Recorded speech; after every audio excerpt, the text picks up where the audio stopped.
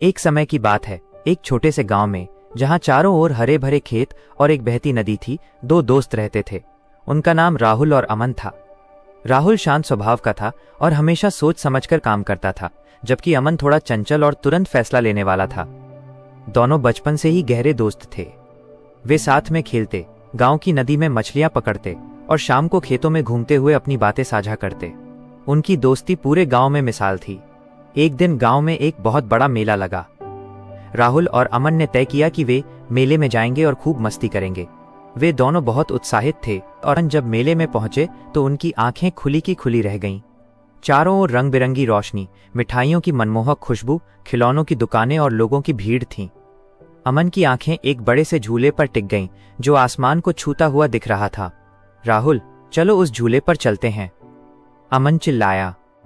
राहुल, जो स्वभाव से थोड़ा सतर्क था, बोला, अमन, पहले हम थोड़ा घूम लेते हैं, देखते हैं और क्या क्या है, फिर झूले पर चलेंगे। लेकिन अमन कहाँ मानने वाला था। वह पहले ही झूले की तरफ भाग चुका था। राहुल भी मुस्कुराते हुए उसके पीछे चल दिया। झूले पर बैठने के बाद अमन की खुशी का ठिकाना नहीं था। वो जोर जोर से हंस रहा था और हवा में हाथ लहरा रहा था।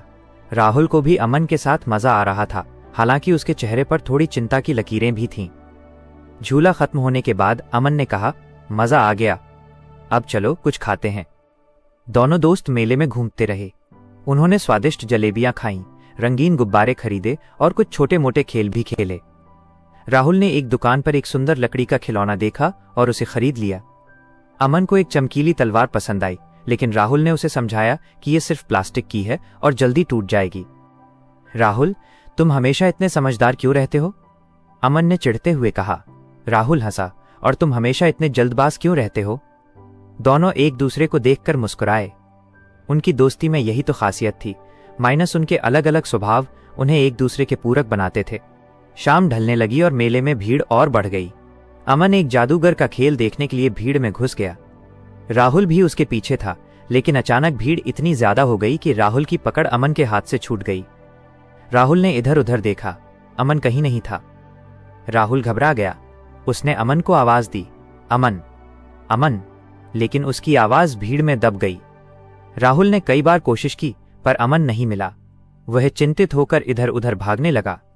उसे याद आया कि अमन ने कहा था कि उसे चमकीली तलवार वाली दुकान पसंद आई थी। राहुल उस दुकान की तरफ दौड़ा, लेकिन अमन वहां भी नहीं था। राहुल को अब बहुत डर लगने लगा। उसने सोचा कि अमन कहां जा सकता है। अमन अक्सर जल्दबाजी में चीजें कर बैठता था। राहुल ने मन ही मन सोचा, काश मैंने उसे पहले ही ज्यादा ध्यान रखने को कहा होता। इसी बीच अमन भी राहुल को न देखकर परेशान हो गया था। जादूगर का खेल खत्म होने के बाद उसने राहुल को अपने पास न पाकर तुरंत उसकी तलाश शुरू कर दी। अमन ने भी राहुल को कई बार पुकारा, लेकिन कोई फायदा नहीं हुआ। उसे याद आया कि राहुल को लकड़ी के खिलौने पसंद थे, तो शायद वो उस दुकान के पास हो, लेकिन राहुल वहां भी नहीं था।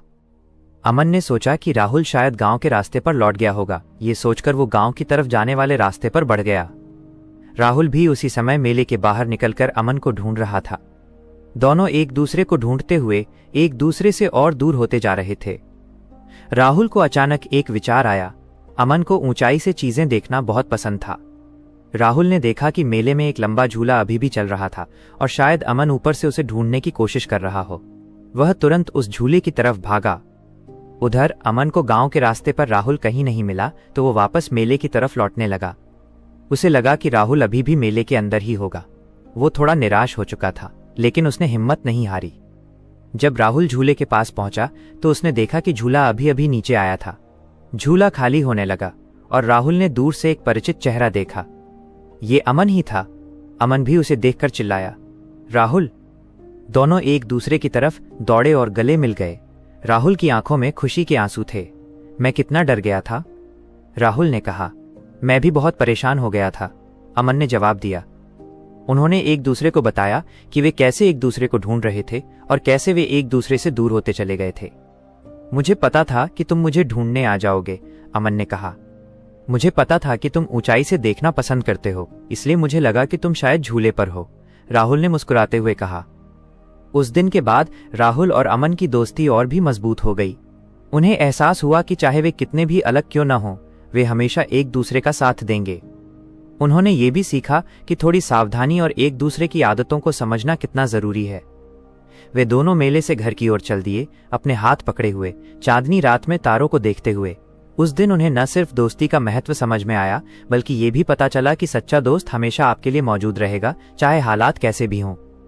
वे दोनों गांव के सबसे अच्छे दोस्त बन गए और उनकी दोस्ती की कहानी पीढ़ियों तक सुनाई जाती रही, एक मिसाल के तौर पर कि कैसे दो अलग अलग स्वभाव वाले लोग भी एक दूसरे के लिए सबसे प्यारे और भरोसेमंद दोस्त बन सकते हैं। और उस दिन के मेले की यादें हमेशा उनके दिलों में एक खास जगह बनाए रखीं, एक ऐसी याद जो उन्हें सिखाती थी कि कभी कभी बिछड़ना भी दोस्ती को और मजबूत बना देता है। राहुल और अमन ने उस रात एक दूसरे से वादा किया कि वे हमेशा एक दूसरे का ध्यान रखेंगे और कभी एक दूसरे से दूर नहीं होंगे, चाहे कितनी भी भीड़ क्यों ना हो। उन्होंने ये भी तय किया कि अगली बार मेले में वे एक साथ मिलकर चलेंगे और एक दूसरे का हाथ कसकर पकड़े रहेंगे। उनकी दोस्ती अब सिर्फ साथ खेलने तक सीमित नहीं थी, बल्कि उसमें समझदारी, विश्वास और एक दूसरे के प्रति गहरी चिंता भी शामिल हो गई थी। वे समझ गए थे कि जीवन में दोस्त वो होते हैं जो मुश्किल घड़ी में साथ खड़े हों और आपको सही रास्ता दिखाएं।